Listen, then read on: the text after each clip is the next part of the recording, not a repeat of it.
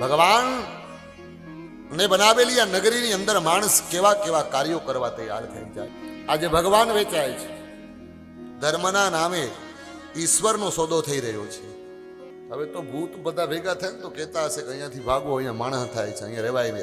એવી સ્થિતિ નથી, એવી પરિસ્થિતિ નથી. ઇન્સાન આ માયા નગરીમાં ભગવાન ને બનાવેલી આ નગરીની અંદર માણસ કેવા કેવા કાર્યો કરવા તૈયાર થઈ જાય.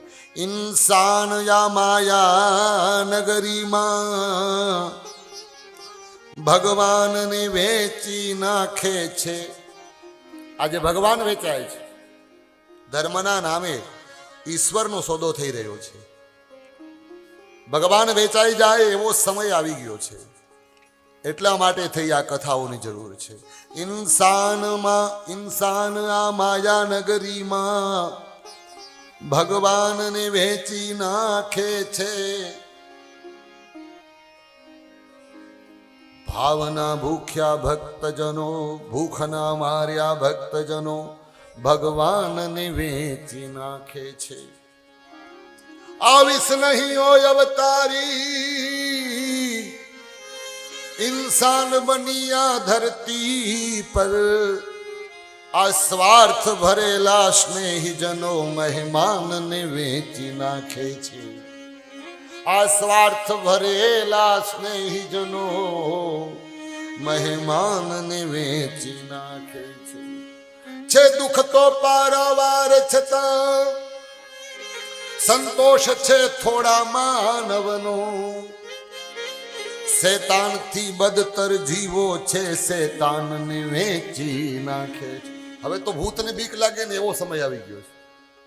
હમણાં ભૂત પ્રેત ઘટી ગયા છે, ખબર નહીં, પેલા બહુ થતા હતા, નડતરાઓ થતી હતી. હવે એમ લાગે કે આ ભૂત ગયા ક્યાં બધા. હવે તો ભૂત બધા ભેગા થાય ને તો કહેતા હશે કે અહીંયાથી ભાગો, અહીંયા માણસ થાય છે, અહીંયા રહેવાય ને. એવી સ્થિતિ નથી, એવી પરિસ્થિતિ નથી. શેતાન થી બદતર જીવો છે, શેતાન ને વેચી નાખે છે. ખુદદારી જેવું કાંઈ કહતું ના જીર, એ ભૂલીને માનવો સૌ.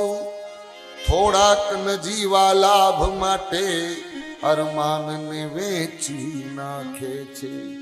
થોડાક નજીવા લાભ મહી અરમાનને વેચી નાખે છે. આ સમય છે ત્યારે મનુષ્યત્વ જળવાઈ રહે.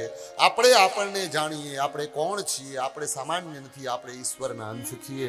નિત્ય મુક્ત શુદ્ધ બુદ્ધ પરમાત્માના આપણે અંશ છીએ. આપણે કાંઈ સામાન્ય કામ કરવા માટે નથી આવ્યા. આપણે આવ્યા છીએ, આ યાત્રા છે આપણી, અને એક મુસાફરી માટે આવ્યા છીએ. થોડાક સમય માટેનો આપણો મુકામ છે અહીંયા, અને પછી આપણી યાત્રા આગળ વધવાની છે.